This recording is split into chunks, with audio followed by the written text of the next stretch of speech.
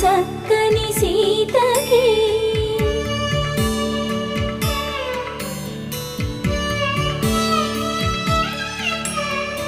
ఎర్ర జాబిలి చేయి రాముడేడని అడుగుతుంటే చూడలేదని పెదవి చెప్పే చెప్పలేమని కనులు చెప్పే నల్ల పూసైన